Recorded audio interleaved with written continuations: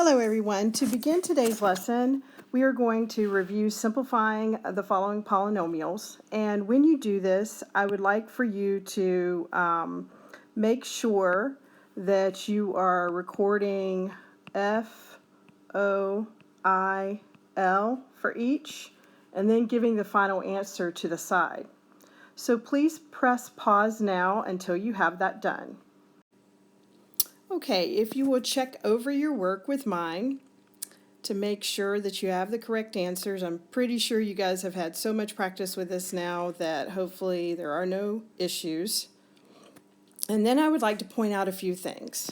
First, in the answer, we notice that every first term is the same as it was when we multiplied it out with FOIL. So this matches this. The same holds true for the last term.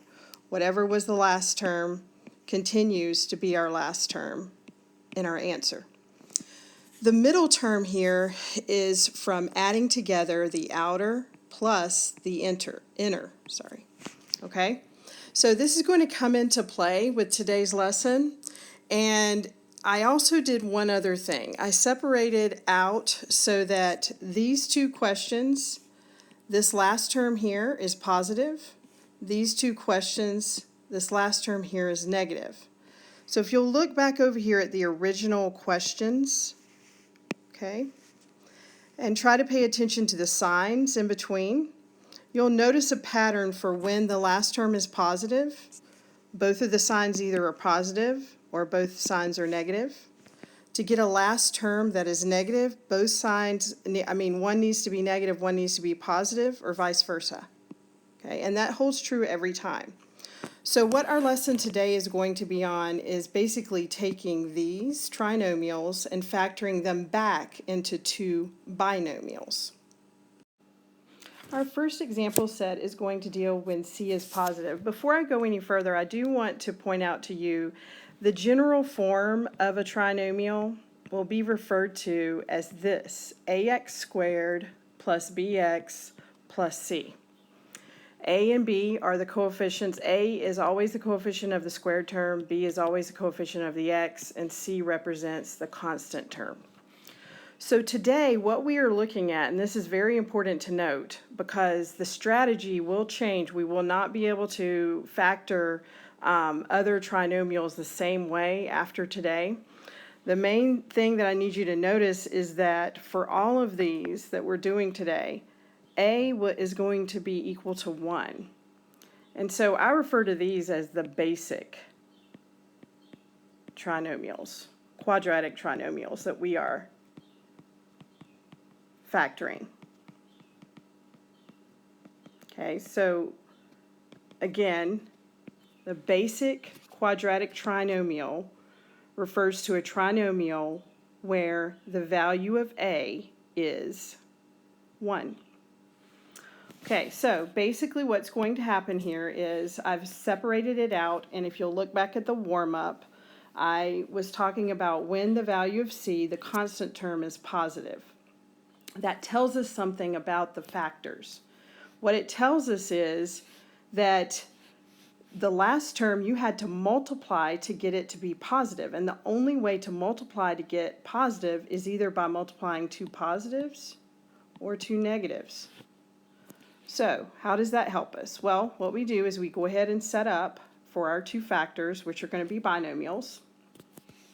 And the only choice to get n squared is by doing n times n.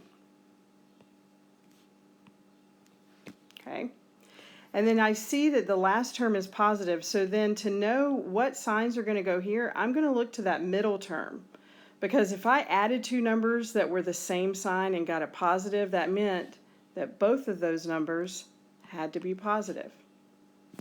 The next thing you want to think about is what factors will multiply to 20. And it's a good practice to always be organized with your work. So in other words, 1 and 20, 2 and 10, 3, no, 4 and 5, and that's it. So if you go in order, then once you start repeating over here, you know you've listed all of the factors. Now we need to find which ones will add up to 9. The answer is 4 and 5. So we'll put the 4 here and the 5 here. And that is the factor of n squared plus 9n plus 20. You can always check by redistributing. N times n is n squared. 4 times 5 gives me 20. The inner term is positive 4n. The outer term is positive 5n. That does add up to 9n. So it's an easy, quick little check for you. Next, we're going to look at the second example here. Again, the last term is positive. So that tells me that either both have to be positive or both have to be negative. So we look to the middle term to tell us that. First, the only way to get w squared would be w times w. And then if I multiply to get a positive, but when I add I get negative, that means that both signs need to be negative.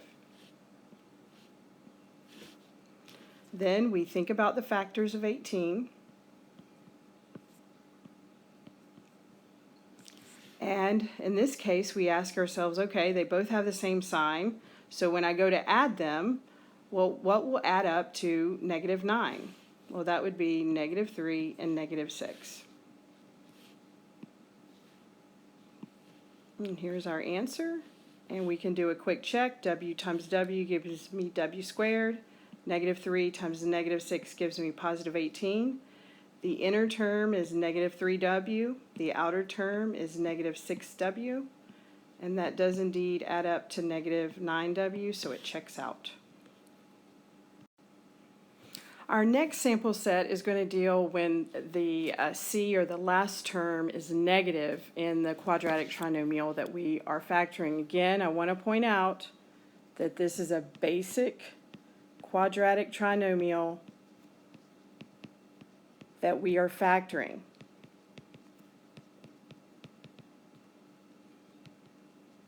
The basics are what I like to call the easy ones. These are the easy peasy. They don't require as much work as what is going to come later when a is not 1.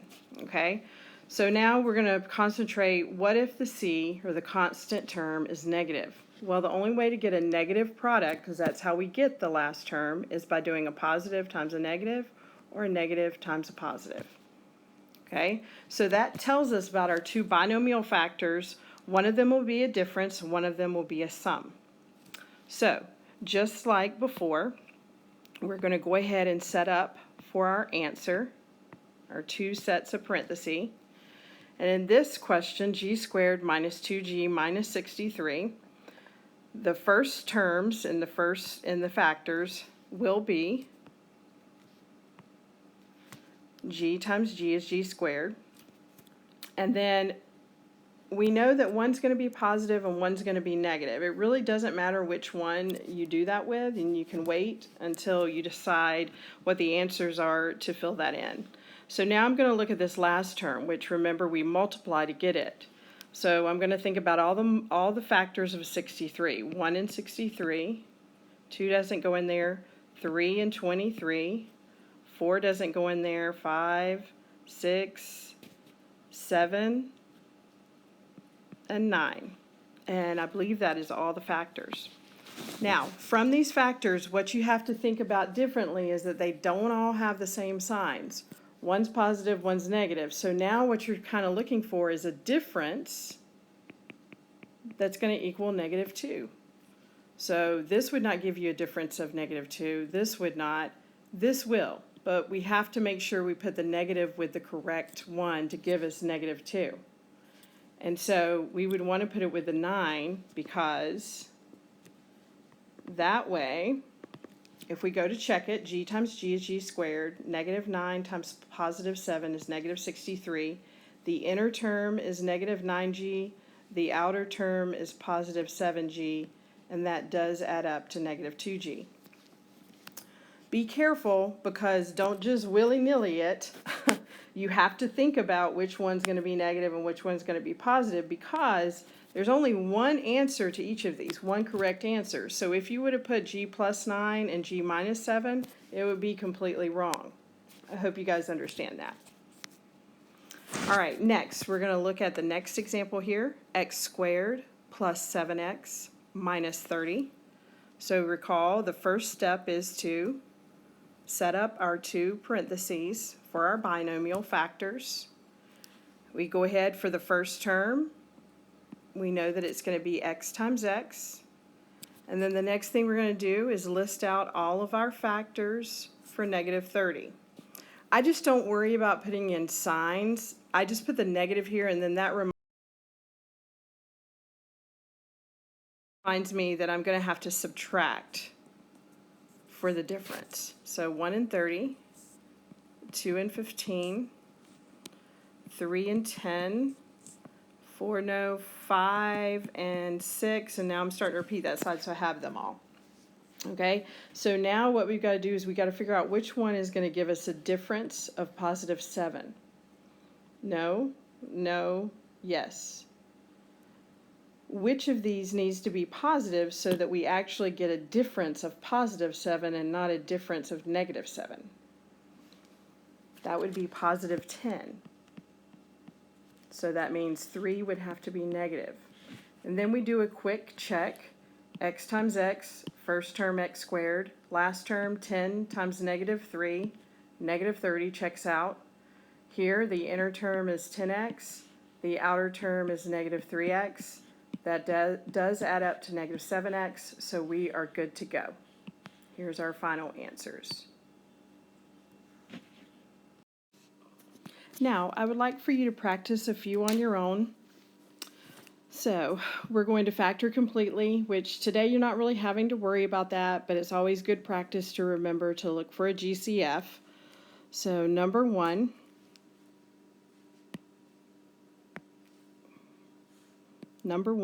is factor n squared plus n minus 42. Number 2, factor x squared minus 13x plus 12. Number 3, factor w squared minus 12w minus 64. Last question 4, factor m squared minus 16m plus 48.